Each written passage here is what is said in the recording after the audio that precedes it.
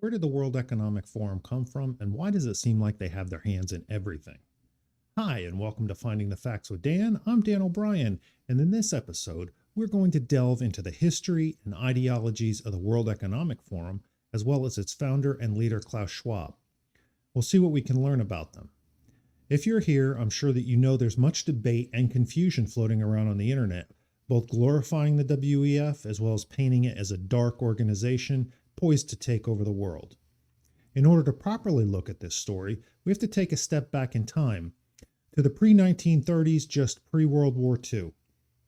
Klaus Schwab's parents settled in a city in southern Germany called Ravensburg. Eugen Schwab, Klaus's father, followed in his father's footsteps and became a machine engineer, eventually solidifying his career working for Escher Weiss in the German branch of the Swiss company. The company devoted themselves to large projects, focusing on industrial turbines and hydropower. The municipal hospital in Ravensburg, Germany, became a hotbed for eugenics, or the getting rid of useless eaters by way of sterilization, so that those with hereditary diseases could no longer procreate. As you can see, and interestingly enough, this hospital is still standing today. Eugen continued to manage the company during the war, and the Swiss company aided the Nazis by producing significant weapons as well as simple basic armament. Although they were a leader in turbine technology for hydroelectric plants, they manufactured parts for German fighters along with other things. According to Military Intelligence Record Group 226, which was compiled by the U.S. Office of Strategic Services, which was a precursor to the CIA, Escher Weiss was filling orders for flamethrowers, aluminum, and they were also moving certain exports to the neutral nation to store for safekeeping. On a side note regarding exports to the Swiss, in 1996 and 1997, a series of class action lawsuits were filed in several United States federal courts against the Swiss banks and other Swiss entities, alleging that financial institutions in Switzerland had collaborated with and aided the Nazi regime by knowingly retaining and concealing assets of Holocaust victims, as well as by accepting and laundering illegally obtained Nazi loot and profits of slave labor. The Swiss banks ended up paying over $1.25 billion to all victims of persecution, as well as heirs of those murdered. The Swiss were both complicit with in aiding the Nazis by helping them hide the monies, and then later trying to destroy records of the banking, but they also turned away people seeking asylum to save their lives from the hands of the Germans. The major bank involved is Credit Suisse, noted on WEF's site as their strategic partner. I feel that this is necessary to point out, as Klaus Schwab, as you know, based the WEF out of Davos, Switzerland, a country who tried to cover up their involvement in crimes against humanity. And you will see that he is an individual who has attempted to scrub his identity as clean as possible on the internet so that we don't question his past, as if it really doesn't exist. Before I go too far off topic, though, let's get back to Klaus's father in World War II. The Norsk hydro plant, powered by Escher Weiss, was still under the control of Eugen, and they were making heavy water, which was a necessary ingredient for plutonium. And as I'm sure you can guess, this was needed for the Nazis for their atomic bomb program. At the Ravensburg factory, Eugen employed forced laborers, Jews, Russians, Gypsies, homosexuals, Hungarians, Romanians, Polish, and Allied POWs. He even provided them living quarters at a camp on the factory premises. This, however, was not out of the norm. Many companies you are familiar with, such as Nestle, Hugo Boss, Electrolux, VW, and Benckiser, which is now JAB Holdings, who own Krispy Kreme, Panera, Peet's Coffee, and other food brands. After Klaus pursued his studies of mechanical engineering, he continued working for his father's old company. He was instrumental in a merger with the Sulzer family to clean up the Escher Weiss name And the company is now known under several rebranded names like Sulzer AG and Andritz AG. Under Klaus's leadership, Sulzer Escher Weiss continued working on the atomic bomb, assisting South Africa's effort to obtain one. They assisted them in building 6 and partially assembling a 7th. The UN Security Council, meanwhile, enacted Resolution 418, which imposed a mandatory arms embargo against South Africa, an embargo that wouldn't be fully lifted until 1994. This began in 1977.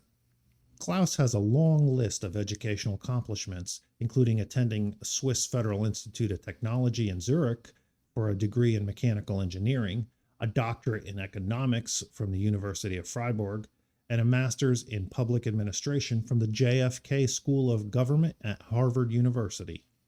He has an even longer list of honorary, or as I like to call, fake degrees. Klaus left Escher Weiss in 1970 and founded the WEF on January 24th of 1971. According to the WEF site regarding the initial meeting at Davos, the first European Management Forum, as it was then called, was held in Davos, Switzerland, in February of 1971. Some 450 participants from 31 countries, managers from various companies in Europe, as well as members of the European Commission and leading academics from the U.S. universities, gathered in the Alpine Valley to discuss better management techniques. On the WEF site, they mention he has authored many books, to include The Fourth Industrial Revolution, written in 2016, which is now a worldwide bestseller translated into 30 languages. He also wrote Shaping the Fourth Industrial Revolution, written in 2018. And, a wonder of wonders, he wrote COVID-19, The Great Reset in 2020, which COVID just came out the end of 2019, and I believe his book was published in the early part of 2020. Awful fast to publish a book about something that you really didn't know anything about to begin with, unless you knew about it. He also wrote Stakeholder Capitalism in 2021.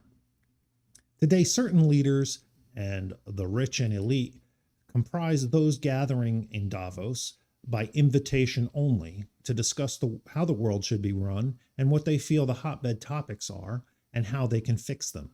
They believe in a one-world government run by corporations who know best.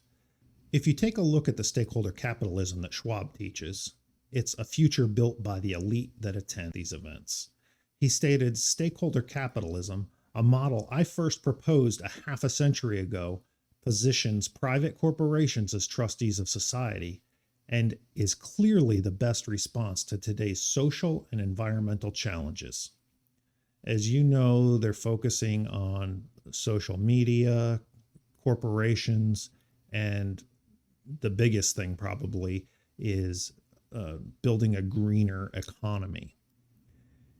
He clearly feels that private corporations should be and are the best responders to these issues. He clearly feels that private corporations should be and are the best first responders to issues. Think about what that really means. As far as social media, it means that corporations control social issues. Isn't that a problem we're facing right now with social media squashing our First Amendment rights by censoring those who make statements they disagree with? In closing, that what we have here is clear evidence of coordination between Twitter, Google, and Facebook. Mr. Zuckerberg knows he has the tools to track this, but he either doesn't remember or won't commit to letting us see it. We have evidence of Facebook tracking its own users all across the web. Mr. Zuckerberg won't answer questions about it, can't remember the name, isn't sure if the tool is deployed in this way, and won't commit to giving us basic information. I submit to you that this is both totally unacceptable and totally predictable, because it is exactly what these tech companies have done to the American people and to Congress for years now, which is why it is time we took action against these modern-day robber barons. Thank you, Mr. Chairman. Look at how Facebook, or Meta, a WEF partner again, colluded with politicians to squash information influencing an election. Then look at PayPal, whose recent attempt at censorship is causing an uproar. If you're not familiar, they changed their terms of service stating, you may not use the PayPal service for activities that involve the sending, posting, or publication of any messages, content, or materials that, in PayPal's sole discretion, promote the misinformation. They planned to fine those who broke the terms of service, in their subjective opinion, $2,500 each. Guess who else is a WEF partner? PayPal. This type of censorship, as you know, occurs commonly in communist countries like China. The WEF is very worried about what is being said about it, claiming most comments are disinformation. You may have heard the quote, "You will own nothing and be happy." Adrian Monk, the managing director, head of public and social engagement at the World Economic Forum, claimed that it came from an anonymous anti-Semitic account on an image board 4chan. He claims that it said, "Own nothing, be happy, the Jew world order of 2030. That's not where it came from, and I don't know where that quote came from, but that in itself seems to me to be anti-Semitic to try and throw us off. He goes on to say, disinformation derails free speech. I would counter that sharing any information is free speech, and limiting that derails free speech. What Monk didn't tell you is the quote actually partially came from Ida Auken, a young global leader with the WEF, where in 2016 she wrote an essay for them entitled "Welcome to 2030.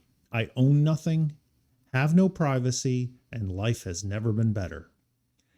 In it, she details a life of utopia where everything is now better, that everything is rented to include household appliances and clothing.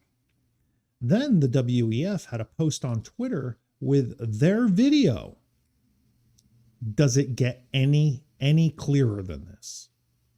I know many of you are thinking, how does Klaus fit into the Nazi regime of his father? Do the sins of the father pass on to the son?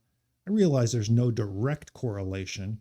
However, paired with the ideologies of the WEF and the companies they have decided to partner with, I don't think it takes a rocket scientist to realize the apple didn't fall far from the Fuhrer. If you haven't already seen my previous video, take a look at it and see just a few of the companies they choose to partner with, or should I say collude with. It's entitled "Look and See Who's in Bed with Klaus Schwab." The questions I want to leave you with are these. Is Schwab someone that appears at this point someone that you would want to help shape our future and the future of the world? Do you believe that Schwab wants to shape the Fourth Industrial Revolution or the Fourth Reich? Why would someone align themselves with corrupt entities? Think about these questions and make sure you hit the like button, subscribe, and hit that bell so you know when the next episode in this series airs, when we'll cover more about the WEF and the entities surrounding it. Thanks again for joining me. Stay educated and stay safe.